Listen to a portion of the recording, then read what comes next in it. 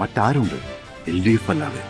ഒരു കാര്യം കൂടി പറഞ്ഞ് ഞാനിത് അവസാനിപ്പിക്കാം. എപ്പോഴെങ്കിലും ചെയ്യേണ്ടായിരുന്നു എന്ന് തോന്നി എന്തെങ്കിലും ഉണ്ടോ? ഞാനിത് പറയുന്നത് ആ നിയമസഭയിലെ അന്നത്തെ ഒരു വൈകാരികമായ പ്രകടനമുണ്ട്. ഇപ്പൊ നമ്മൾ തിരിഞ്ഞു നോക്കുമ്പോൾ ഒന്ന് അങ്ങ് തുറന്നു പറഞ്ഞാൽ അത്രയും ഒരു വൈകാരികമായിട്ട് പ്രതികരിക്കണമായിരുന്നു എന്ന് തോന്നുന്നു. അന്നത്തെ സാഹചര്യമുണ്ട്, അന്നത്തെ നിയമസഭയിൽ സാഹചര്യമുണ്ട്. തലേ ദിവസം ഞങ്ങൾ എല്ലാവരും കൂടെ കോടിയേരി ബാലകൃഷ്ണൻ അടക്കം നിയമസഭ രാത്രി അവിടെ കിടക്കുന്നു വല്ലാത്ത ഒരു അന്തരീക്ഷത്തിലാണ്.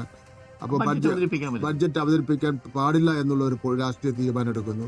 ആ രാഷ്ട്രീയ തീരുമാനം എടുത്ത് ഞങ്ങളെല്ലാം കൂടെ വിളിച്ചു ചേർത്ത് ഞങ്ങൾ ഒരു തീരുമാനം എടുത്തു കഴിഞ്ഞാൽ അതിന്റെ പേരിൽ നമുക്കെന്തെങ്കിലും ഒരു വ്യക്തിപരമായിട്ടുള്ള ഒരു ക്ഷീണം ഉണ്ടാവും, നമ്മുടെ ഇമേജിന് എന്തെങ്കിലും തകരാറുണ്ടാവും എന്നൊന്നും ഇവിടെ എന്റെ മുന്നിൽ പ്രശ്നമായിട്ട് വരുന്നില്ല. എടുത്ത തീരുമാനം 100% നടപ്പിലാക്കാൻ വേണ്ടിയുള്ള പരിശ്രമം നടത്തുക. ആ നടത്തുന്നതിന്റെ ഭാഗമായിട്ട് ചിലപ്പോൾ പിന്നെ മറ്റുള്ളവർക്ക് പെശകം തോന്നുന്ന ചില കാര്യങ്ങൾ വന്നേക്കാം. അതിലെനിക്കൊരു കുറ്റബോധം തോന്നിയിട്ടില്ല. അന്ന് ആ തീരുമാനം നടപ്പിലാക്കി. ഒഴിവാക്കണമെന്ന് ഇതുവരെ തോന്നിയിട്ടില്ല. അന്ന് ആ തീരുമാനം അങ്ങനെ ആയിരുന്നു. സാഹചര്യം ഒരു ബഡ്ജറ്റ് അവതരിപ്പിക്കാൻ പാടില്ല എന്ന് പറഞ്ഞു കഴിഞ്ഞാൽ സാഹചര്യം തന്നെ. ഇപ്പൊ തന്നെ നിയമസഭയിൽ UDF ഏതാണ്ട് അതിന് സമാന തുല്യമായ കാര്യങ്ങളാണല്ലോ കാണിച്ചുകൊണ്ടിരിക്കുന്നത്. ഡൈസിൽ അതിന്റെ മുകളിൽ തന്നെ കയറി നിന്നു.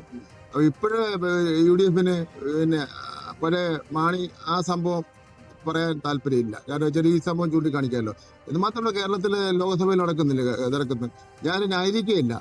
പക്ഷെ ഒരു സാഹചര്യം വരുമ്പോൾ ആ സാഹചര്യത്തിൽ ആ സമയത്ത് ആക്ട് ചെയ്യുക എന്നുള്ളതാണ്. ഒരു കേഡർ എന്ന നിലയിലാണ് അങ്ങ് പ്രവർത്തിച്ചത് അല്ലെ? ഒരർത്ഥത്തിൽ അങ്ങനെ വേണമെങ്കിൽ പാർട്ടിക്ക് വേണ്ടി പാർട്ടി പറഞ്ഞു, ഒരു പോരാളിയെ പോലെ അങ്ങ് ചെയ്തു എന്ന് മാത്രം.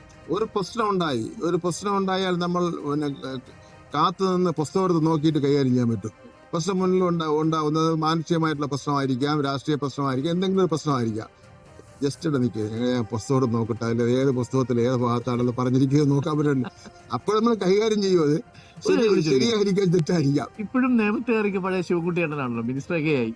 കൊണ്ട് മാടിക്കുത്തി എവിടെ അനീതി കണ്ടാലും ഇല്ലെങ്കിൽ ഏതെങ്കിലും ഒരാളെ മറ്റൊരാൾ മതത്തിന്റെയോ വർഗീയതയുടെയോ പേരിൽ എന്തെങ്കിലും ഒന്ന് പേടിപ്പിക്കാൻ നോക്കിയാൽ ഇപ്പോഴും ധൈര്യത്തോടെ ചങ്കൂറ്റത്തോടു കൂടി മാടിക്കുത്തി നിൽക്കുന്ന പഴയ ശിവൻകുട്ടിയേട്ടനാണ്. ന്യൂനപക്ഷങ്ങളെ സംബന്ധിച്ചിടത്തോളം ആയിരുന്നാലും ഭൂരിപക്ഷങ്ങളെ സംബന്ധിച്ചിടത്തോളം ആയിരുന്നാലും ഒരു ന്യായത്തിന് വേണ്ടി കൂടെ നിൽക്കുന്ന ആളെന്നുള്ള നിലയിൽ ഉള്ള ഒരു പരിഗണന എല്ലാവരും തരാറുണ്ട്. അതിപ്പോൾ മന്ത്രിയായ ശേഷം എൻ്റെ വീടെന്ന് പറയുന്നത് റോസ് ഹൗസ് ഒരു 200 ആൾക്കാരെങ്കിലും ദിവസം വരുന്ന ഒരു വീടാണ്. അതിൽ പകുതിയിലധികം വരുന്നവർ എൻ്റെ മണ്ഡലത്തിൽ നിന്ന് വരുന്നവരാണ്. അതിൽ ഇപ്പോഴും ഓരോ വീടുകളിലൊക്കെ പോകുമ്പോൾ പറയുന്നു, അന്ന് ഞാൻ വന്ന് കൊടുത്ത കാര്യം ശരിയായി, നമ്മളെ ഓർമ്മിക്കുന്ന പോലുമില്ല. അപ്പോൾ ആർക്കും വന്ന് സമീപിക്കാൻ കഴിയുന്ന ഒരാളാണ് എന്നുള്ള നിലയിലുള്ള. മേയറായിരുന്ന കാലത്താണോ മന്ത്രിയായിരിക്കുന്ന കാലത്താണോ ഏറ്റവും ആസ്വദിച്ച് ജോലി ചെയ്യുന്നത്? രണ്ടിനും രണ്ട് പ്രത്യേകതയുണ്ട്, രണ്ട് രീതിയുണ്ട്. മന്ത്രിയായിരിക്കുമ്പോൾ ഉത്തരവിടുന്നതിന് വേണ്ടിയുള്ള അധികാരമുണ്ട്. നടപ്പാക്കുന്നതിന് വേണ്ടി. മേയറാവുമ്പോൾ അത്രയും എല്ലാ കാര്യങ്ങളിലും ഇടാൻ പറ്റില്ല. എല്ലാവിധ അഭിനന്ദനങ്ങളും നേരുന്നു. കടുത്ത മത്സരമാണ്. വീണ്ടും അങ്ങേ കുട്ടികൾക്ക് ആവശ്യമുണ്ടെന്നാണ് കുട്ടികൾ പറയുന്നത്. Thank you minister Sivankutty. ഇതാണ് നേമത്തെ ശിവൻകുട്ടിയൻ. നേമത്തെ ഇറക്കി ഇപ്പോഴും ശിവൻകുട്ടിയൻ. നമുക്കാണ് മന്ത്രിയും മുൻ മേയറും ഒക്കെ.